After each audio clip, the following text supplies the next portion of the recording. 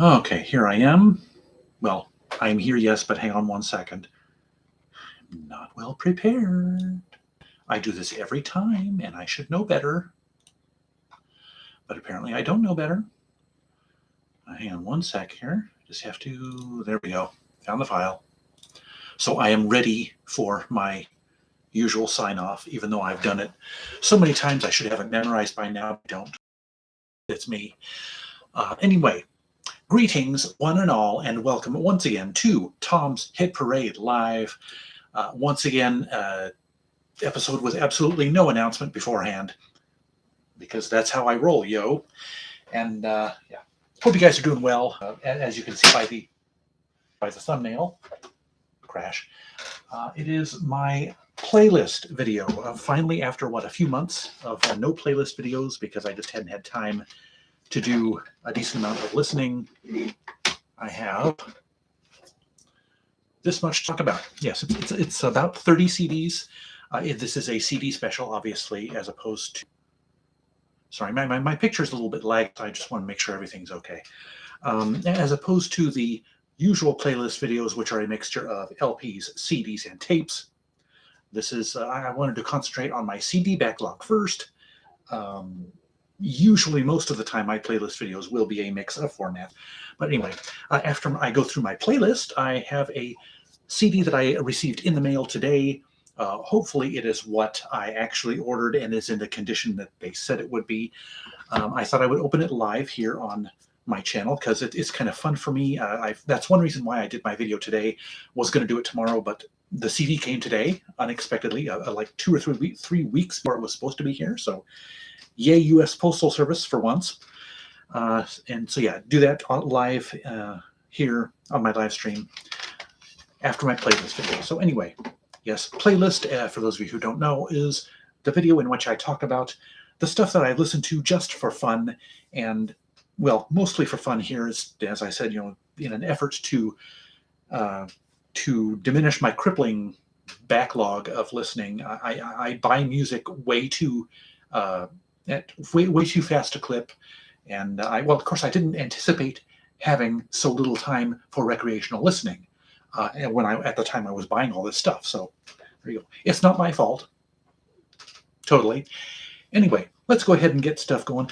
I've got stuff kind of organized by category, so I can kind of lead from one subject to another in a way. You'll see what I mean as I go. And the genres, I kind of have the genres flowing into one another too. But yeah, I kind of wanted to do it by subject in this case being where I got the CDs and when I got the CDs. 2 of my earliest acquisitions, which were, what were they? Last fall, I think it was. And yes, I'm just now getting around to listening to them because that's how slow I've been with taking care of my backlog. Amazon was running a special on CDs, and these 2 I got for $4.99 a piece. I had them, and this is going to be a recurring theme through this video, is stuff that I used to have that I got rid of for whatever stupid reason and decided to pick up again.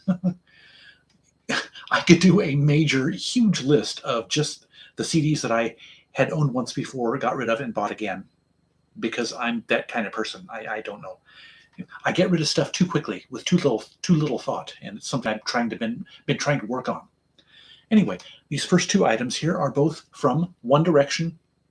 Yes, I think I got rid of these 2, which are 4 and Made in the AM, before they broke up. And one thing about me is sometimes I tend to want to be a completist when it comes to artists. And, if I had known that Made in the AM was going to be their last album, I would have held on to both of these so that I could have, a complete One Direction discography. I like their first 3 albums. I've had those the whole time. The first 2 or all 3 of them I got are import editions that have a bunch of bonus tracks on them. So, but these 2 are the standard US issues, and I actually kind of like Made in the AM a little bit more than 4, because it has some great songs. They kind of stretched their genres, the genre that they played in. For up through 4, it was pretty much in the boy band pop kind of thing, but they started stretching a little bit. This was a bit, in a way, a foreshadowing of, especially since Zane had already left the group at this point. A little bit of a foreshadowing as to the directions, pun intended, that the individual members would take on their solo careers. Yes, let's see, what are the two good songs here? Hey Anna, how's it going? Never Enough, I love Never Enough, and the song right after it, Olivia. Great stuff. Olivia has almost a doo-wop kind of a thing to it, which I thought was really interesting for boy band pop. And there were a couple of other good songs in here. Drag Me Down, I think, was really good. But yeah, and a couple of good songs on 4 as well. Where Do Broken Hearts Go? I really like that one. And Night Changes, I really like that one too. So good stuff from One Direction. Yes, I had outgrown boy band pop by the time One Direction had come along, but darn them, they were so good at it that they kind of made me do an about face on the genre and reconsider not taking it seriously anymore. These other two, these next two, I should say, are from a lot that I picked up on eBay last fall, I think, also probably right about the time I picked up One Direction. REM. I picked up a block of 8 of their CDs, 8 consecutive discs from their discography. Green, as well as the subsequent one, Out of Time. I listened to 4 this month, but I thought I'd show these 2. But yes, what can you say about REM? I used to just not care for them at all, but they finally, I realized they had enough, really good songs that I'd forgotten about that I decided, I've been picking up other artists' discographies recently as well, so I need to take another look at REM and delve a little bit deeper and see what I might have been missing. And they make some great songs. But of course, the singles are still what stands out in your mind. Pun intended, because the song Stand is one of the best ones. And of course, Weird Al Yankovic does a parody of Stand called Spam, which I love, of course. And Orange Crush is another good one on this one, as well as Pop Song 89. That was a really good one.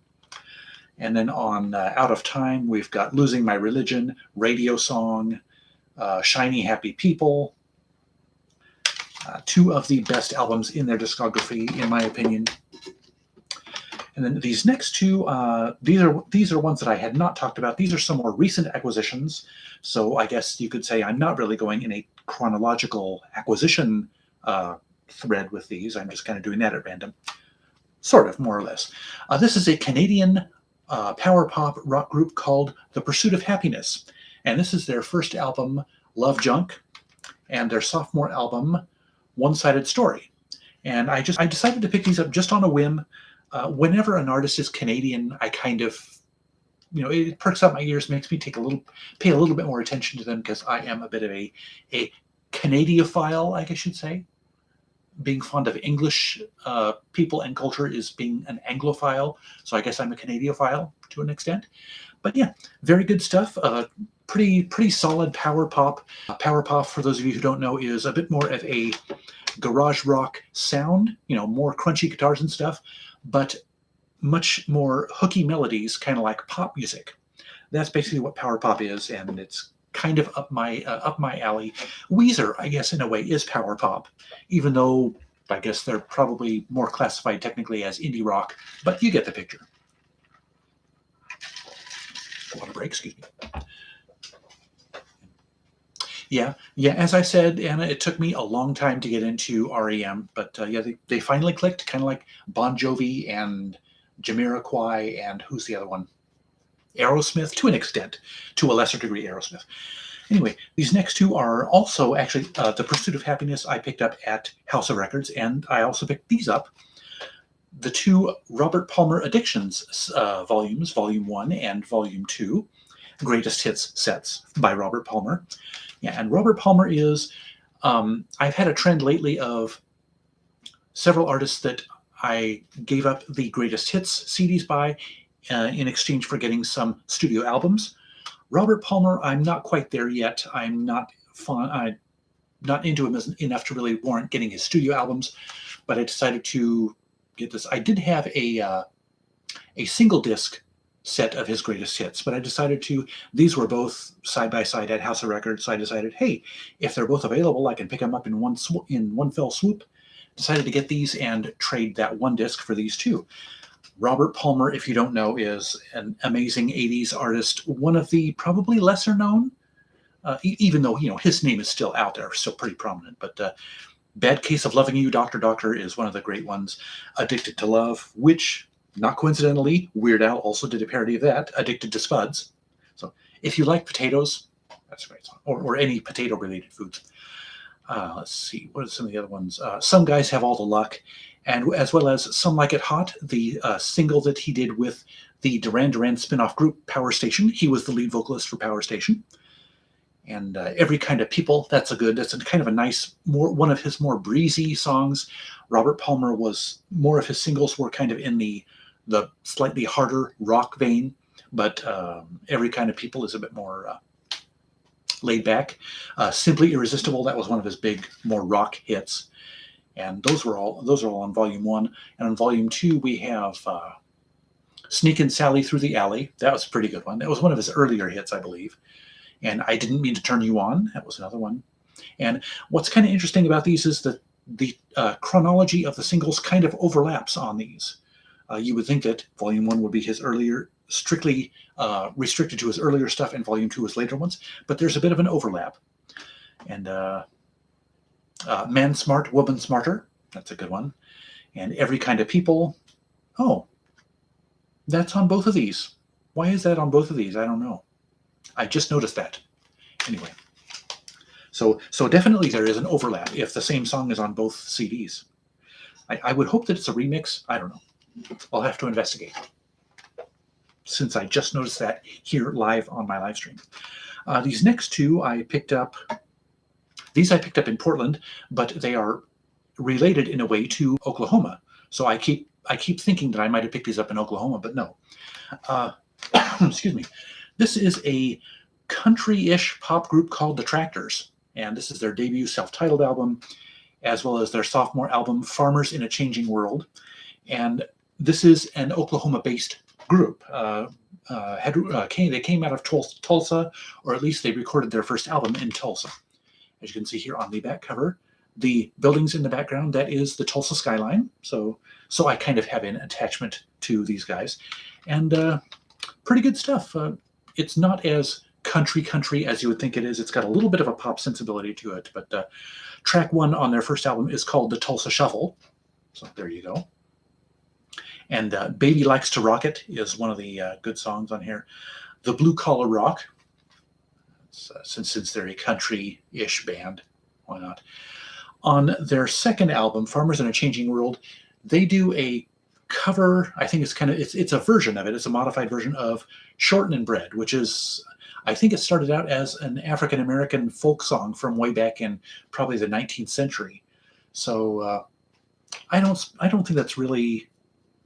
I kind of balked or looked twice. I had to look twice, did a double take when I saw that on here, because the first thing I would think of was, wouldn't that be politically incorrect? But no, not really. The lyrics don't have any, African-American cliches in them necessarily. It's just, it's a song that African-Americans sang back in the day, and it probably, white people probably culturally appropriated it and sang it as well. But that's kind of an interesting track on the album. And The Elvis Thing is, and the closing track on this album is Foot Stomp Stompin'. So there you go. What can I say about that?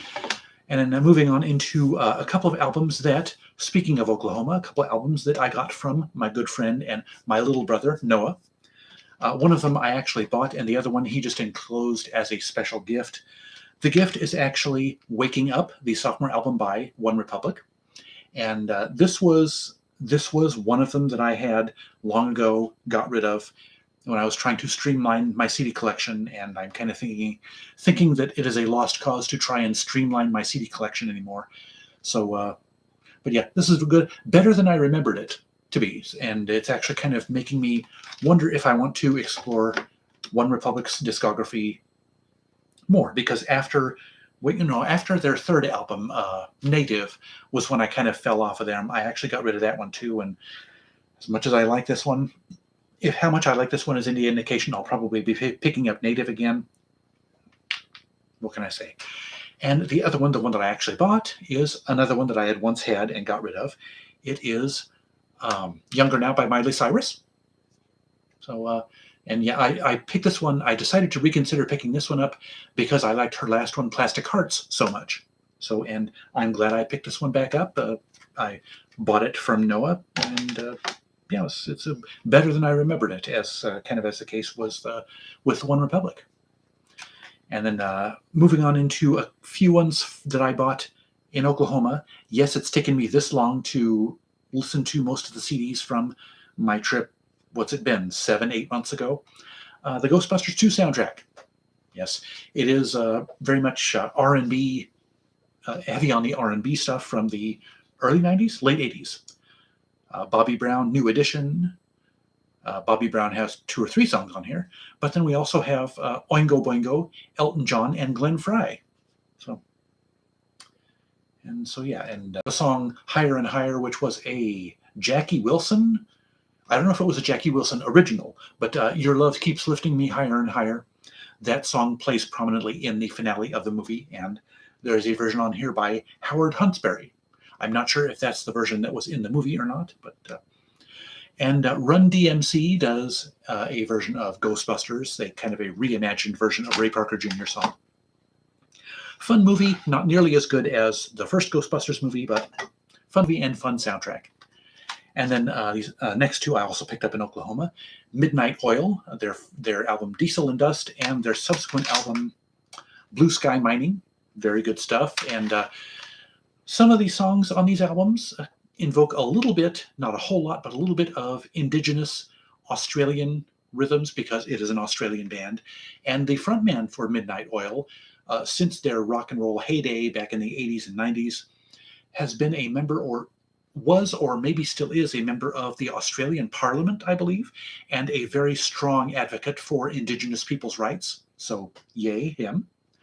But yes, Beds Are Burning is the big hit single from Midnight Oil. They were kind of a one-hit wonder here in the States. But yeah, good stuff. There's still one. I still have one of their CDs that I have not yet listened to. And the last one in this bunch, I believe, that I picked up in Oklahoma is a world music compilation, New Visions, put out by Rhino Records. Very good stuff. Lots of stuff that's kind of beat heavy, I guess, as the subtitle World Rhythms kind of suggests. A lot of this stuff has some nice beat and mostly African-esque rhythmic elements to it. Very, very good stuff. And there was one song on here that was a real standout, and stupid me, I forgot to note which one it was. I may have to re-listen and tell you guys in a future video what it was. But yes, lots of good stuff on this one. I'm very glad I picked it up. And then another instrumental. Actually, New Visions was about half vocal and half instrumental. But this one is entirely instrumental. This is one that I picked up, I think, at Epic Seconds, downtown Eugene. It's a guitar compilation from a new age label that I was a big fan of back in the late 80s, early 90s, Narada Guitar. So yeah, instrumental guitar, mostly new age, a bit of a jazz feel to some of the songs as well, and some Latin and ethnic guitar elements as well. Good stuff. Very, very nice background music for stuff that if you're studying or whatever. And then we're about halfway through the list, so let me get another water break here.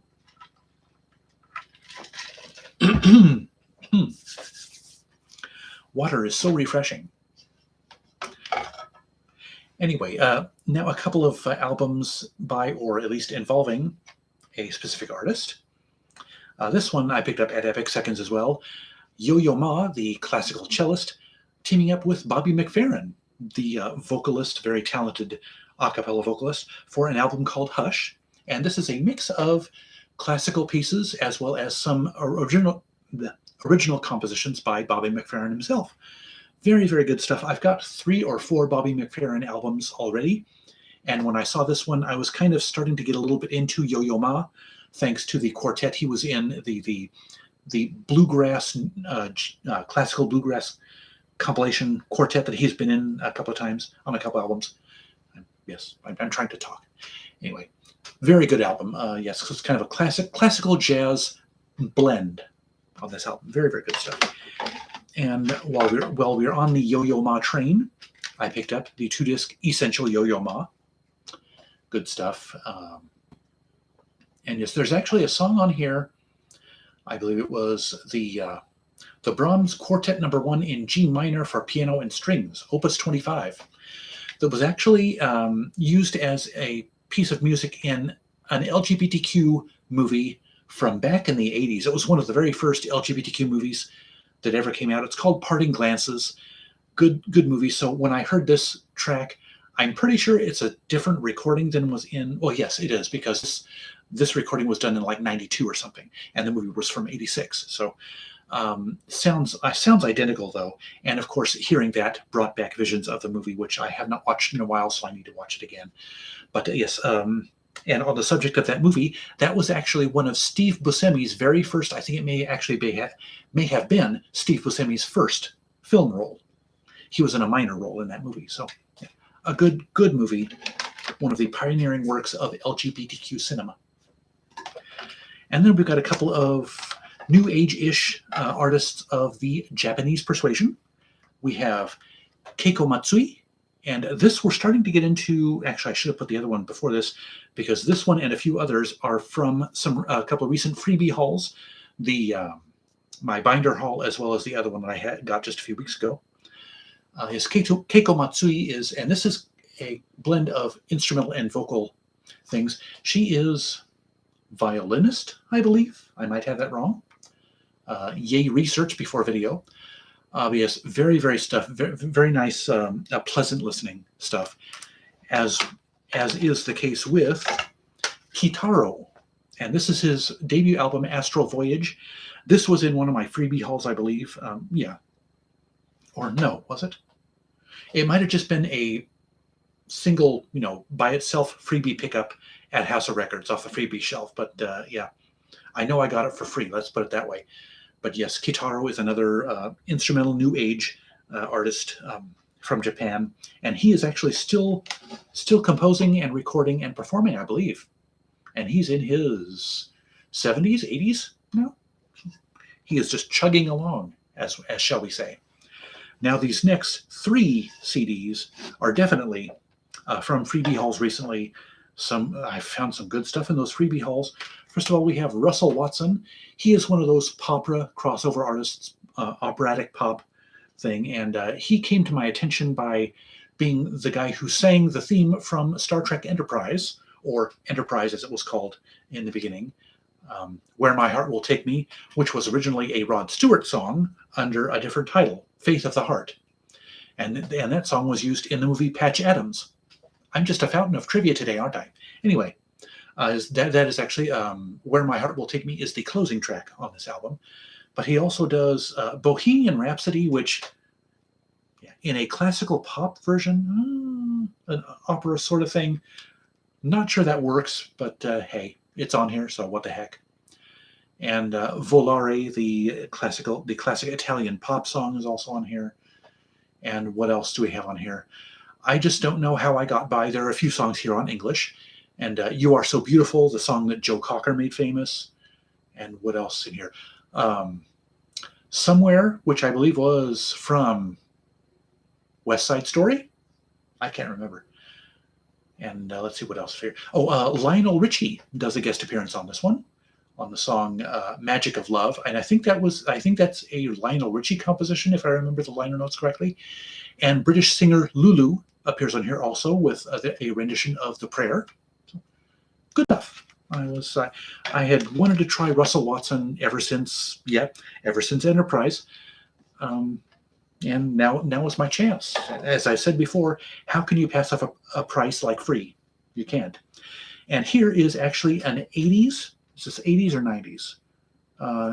Late 80s, early 90s artist that I had, of course, heard of way back when, never gotten into, never gave them a try. And this is Roxette. This is their album Joyride. And I like this one so much that I decided to, just the other day at Epic Seconds, I picked up the previous album of theirs, Look Sharp, which I believe was Look Sharp is the one that had the bigger hit single, but I think this one actually sold more, even though the singles themselves were not as successful. Funny how the music game works, isn't it?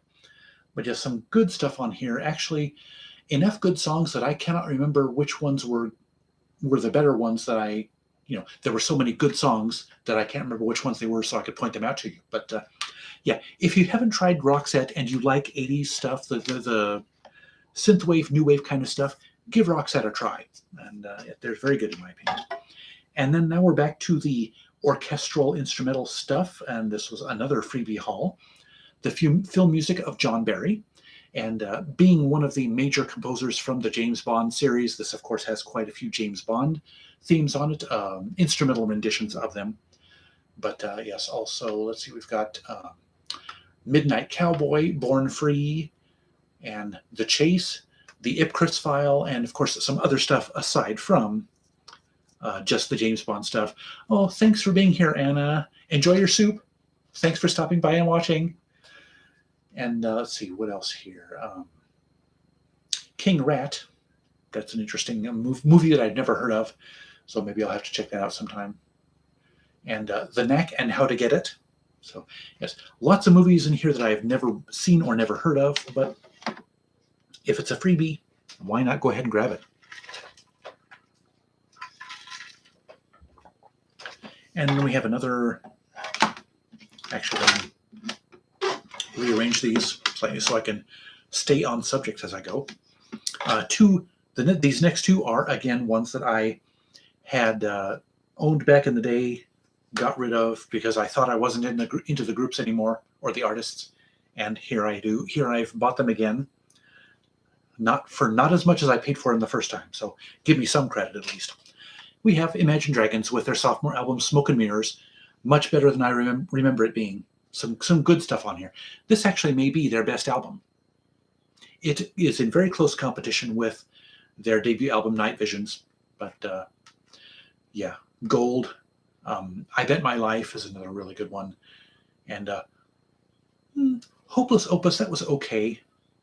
Except the way he pronounces it, Hopeless Opus. I have a thing, as you might have seen on Twitter very recently, I've got a thing where people mispronounce words, just whether it's an affectation or to make it fit the song, and in some cases people pronounce words too properly so that they don't fit the song. So when you take it to either extreme, I have a problem with it. So I guess I'm just impossible to please. Anyway, Imagine Dragons, Smoke and Mirrors, I like it. Despite what some people say about Imagine Dragons, I like them. And as well as Ed Sheeran with his album Divide. This was one that I gave up foolishly until Equals came out, and I actually really, really enjoyed it. So I decided to revisit this one. I think, what did I pay? $8 for it at Epic Seconds. But yeah, The Shape of You, which is a bit more pop than he tends to go. Of course, that was kind of foreshadowing his stuff on Equals, because Equals is much more pop than his previous albums were. But yeah, good stuff on Divide by Ed Sheeran. You guys probably already know that album. Then we're back into a little bit of rock here for a couple of things. I've still got like 6 or 7 things to go, but I wanted to make this video kind of worth watching. So I did, I think, I hope. Anyway, Fall Out Boy, Infinity on High. This is this is not their sophomore album, but this is the one after, the one that I think I got under the cork tree from a good friend of mine as a holiday gift, if I remember correctly. He can tell me if I'm remembering or misremembering. Anyway, this is the album right after From Under the Cork Tree, and just as good. Fall Out Boy it's still not quite my favorite genre of music, but I decided I liked From Under the Cork Tree enough to pick this one up, and I think they will grow on me. I unfortunately, Panic at the Disco was one of the groups that ended up shrinking way down on me, and I got rid of, I think I still have their first and maybe their second albums, but I got rid of their other ones. Hopefully I won't relapse and end up buying those again.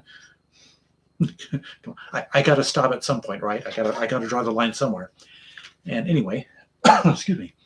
This one was a Christmas gift from this year from a good friend of mine, 7800 Degrees Fahrenheit by Bon Jovi. This ended up completing my Bon Jovi discography, studio album discography.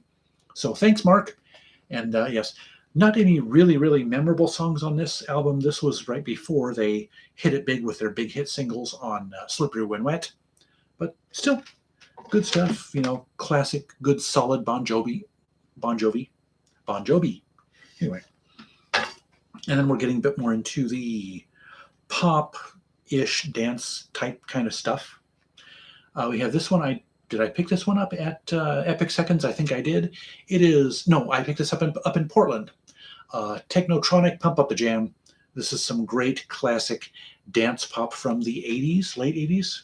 Yeah, 1989. Yes, Pump Up the Jam. You guys have probably heard that song, as well as Get Up Before the Night Is Over. That's another really good one. And This Beat is Technotronic, which I guess you could say is the title track. And Move This are some really good songs on here. If you love dance pop from the late 80s, early 90s, and you missed out on Technotronic, check out this album. It's great. And this, no, I was going to say this was their only album, but no, they put out one more album a couple years later. Not nearly as successful or as good as this one, but good stuff. Excuse me. And then we're on to a live album that I picked up. This I think I found at a thrift store, a St. Vinny's thrift store. This is a live album by Celine Dion. Yes, I'm still progressing on my Celine Dion kick. And this has some of her big hits. Funny enough, though, this was put out, I think, right after her album, or the same year as her album, A New Day Has Come, but it doesn't have that song on here, which was one of her big hits. So I just kind of found that funny. But she does a bit of a foray into Great American Songbook stuff and the old songs. At Last, which is a song that Etta James made famous, as well as Fever, which became popular from Peggy Lee back in the 50s. And I've Got the World on a String, which is a Great American Songbook song. And she also closes with What a Wonderful World. What a Wonderful World, the song that I think it was B.B. King, or no, excuse me, not B.B. Louis Armstrong made famous. Hey, they got similar voices, what can I say? Actually, no, they don't. Why am I confusing those two? I don't know. Anyway, it's a pretty good album, gotta say. And It's All Coming Back to Me Now, which was also on a Meatloaf album. And I can't remember who recorded it first. Did Celine Dion record it first or did Meatloaf record it first? I can't remember, so I'll move on. But yes, good stuff. And this does have a couple of new studio recordings. And it also comes with a DVD, which I have not watched yet. So, yeah. Good stuff. I keep forgetting that probably 24 of the CDs that I have DVDs piggybacked on them, and I just never think to watch them when I'm looking for something to watch on DVD. Go figure, huh? And then we move along to Tony Bennett, the master, the current reigning living master of American popular music, classic popular music. This is a duets album. Playing with My Friends, Bennett Sings the Blues. And as you can see on the hype sticker, he's got Ray Charles, Natalie Cole, Sheryl Crow, Billy Joel, B.B. King, etc., etc., etc. Yes, he does a rendition of one of Billy Joel's songs on here, New York State of Mind, where he duets with Billy Joel. And most of the rest of the stuff is Great American Songbook standards. Keep the Faith Baby with K.D. Lang, which I think this album was recorded before he did, or was it recorded afterward? No, it was recorded afterward because I think, no, I can't remember. He did a duets album with K.D. Lang, and I was trying to remember which came first, this one or that one, the chicken or the egg. But yes, and he does a couple of solo songs on here as well. But yeah, he also does I Got a Right to Sing the Blues with Bonnie Raitt, as well as Let the Good Times Roll with B.B. King. That is one of my favorite classic blues songs of all time. And he does it with the master B.B. King. And All Right, Okay, You Win, which is another great song. He does that one with Diana Krall. So it's a fantastic album. And yes, as you can see, a couple of foreshadowing the duets albums that he would do with K.D. Lang and Diana Krall. So yes, this is one of my favorite purchases recently, and I think I got this one at Epic Seconds, and I think it was $2.50, $2.50 I paid for that. And then this was another one of the ones that I bought longest ago out of all these. This is Amy Grant with the 30th anniversary double disc version of Heart in Motion, her most successful album, classic secular crossover album from the 90s. That is one of my favorite albums from the entire decade of the 90s. It's not to be missed. If you have not listened to that album, listen to it. And the entire second disc is full of remixes, demos, non-album tracks, and yeah, well worth the money. Fantastic stuff. Her songs Good For Me, Baby Baby, Every Heartbeat, and I Will Remember You all came off of this album, and those were some of the biggest hit singles of the 90s as well. So fantastic key album from the history of popular music, if you ask me. And then another one that I picked up, this was up in Portland, was it? Or was it in my freebie haul? I can't remember. But Gerardo, with his album Mo Ritmo, he was one of the first Latino hip-hop stars, and he did the song Rico Suave. That was his big hit single. And following along with the recurring theme in this video, Weird Al did a parody of that called Taco Grande. So, yeah, and he does a couple of classic songs here. We Want the Funk, which is, it's a soul funk song, so not a Latin song really, but he kind of makes it work. Yeah, I gotta say. But the other cover that he has on here is a cover of Oye Como Va, which was Santana made it really popular, but I think it was a folk or traditional pop, Latin pop song long before Santana got his put his stamp on it. But yes, this is actually called Latin Till I Die, Oye Como Va. So yes, Gerardo kind of makes it his own, not quite to the degree that Santana did, but yeah, not a bad album. I was kind of expecting it to be silly garbage because Gerardo was basically a one-hit wonder with a rather silly song, Rico Suave, but yeah, what can I say? I'm kind of glad that I picked that album up. And then another one that I picked up in Portland, I believe, is Shape, the sophomore album by Frente, which was, if you recall, Frente's debut album called Marvin the Album was in one of my bargain bags last year. So I had to pick up this one. I was on the lookout for it. And yeah, good stuff, kind of along the lines of the same indie power pop, I guess you'd say. So kind of a blend of indie rock and power pop that they're very good at. And the lead vocalist is the lead vocals are primarily sung by a woman, so that kind of makes their music stand out a bit, since it's rock is so unfairly dominated by male vocalists that when a female vocalist comes around, kind of makes an impression. And then finally, the last CD on my playlist video is from a local act that I don't think they're making album. Well, they're not making CDs anymore, but I had 3 of them. And I finally picked this one up. I think I picked this one up in Portland, middle of last year. They're a group called On the Rocks. They are an a cappella group that is, it's the men's a cappella group from the University of Oregon. And they perform, or they used to perform live in the rotunda in front of the student union, I guess. I think you can still see some of their performances on YouTube and stuff like that. But yes, very, very talented group. And yes, I've got 4 of their CDs, 3 of their CDs. This is the 4th one I have. And I think they only have one other album that they ever actually put on CD. And I still need to get that one, though. But yeah, very good stuff. They do a rendition. I guess I probably could have been talking more about the stuff that's on these albums. But anyway, they do a rendition of Kyrie by Mr. Mister, as well as, Hallelujah, the Leonard Cohen song, Disco Inferno, the disco classic, Stacy's Mom by Fountains of Wayne, and Cry Me a River by Justin Timberlake. They do such a good rendition of Cry Me a River. That's one of those songs that kind of cries out for a cappella renditions, because it's just got so many intricate little layers in it of various vocal effects and stuff. That song is an underrated song from the 2000s, Cry Me a River by Justin Timberlake. Anyway, that was my playlist for the month, but don't go away, especially if you like watching people open stuff. Take a drink of water here first. So yes, I got this in the mail today, I wasn't expecting it to arrive for another 2 or 3 weeks. I ordered this CD from Russia, and it's, I will explain after I open it, or maybe while I'm trying to open it. I want to not harm the contents, obviously. So I got my little razor blade here. But yeah, this was yet another CD that I had owned a long time ago. But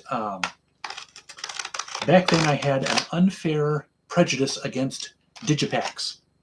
The CD was in a digipack, and so I ended up getting rid of it. But after that, since then, I have become more and more fond of the artist, thanks to his appearances on DJ and producer albums. Let's see, Calvin Harris, as well as he's been on, appeared on a track on a Seagal album, and one other that I have, I think. And so it made me want to see if I could find this CD again. And lo and behold, somebody was selling a jewel case version of it, wouldn't even know existed. So I decided to pick it up. And here it is. It is John Newman with his album Revolve. And here it is. Yes, it is in a CD jewel case. Yay! It's very, very rare to find this in a jewel case edition. I didn't even know it existed. But yes, this is from Russia. But the copyright indicia on the bottom says it is from the Netherlands. So presumably, I guess it's a Netherlands print. But I'm so glad to have this in a jewel case now, and make sure the disc is in. Got a little bit of dust on it, but well, a couple of little teeny tiny scratches, but certainly nothing that will affect play. The guy said it was new, so I'm a little bit disappointed in that. But hey, if I really get picky about the condition of the disc itself, I could always buy a. There I go, talking about spending money again needlessly. Buy one of the Digipack editions and just swap it into this case. But yes, for some reason I like CDs that are in jewel cases. I can connect with them, and I tend to like them more, as stupid as it sounds, when it's in a jewel case as opposed to a Digipack. Maybe not so much anymore as in years past, but still very, very happy to have this one to own this one again at all, but also in a jewel case. But yeah, John Newman, there's just something about his voice that it kind of, I guess the way I could say it is, it kind of got a second wind in my listening brain. I liked it at first, cooled off on, as I said, the sophomore album because it was in a digipack.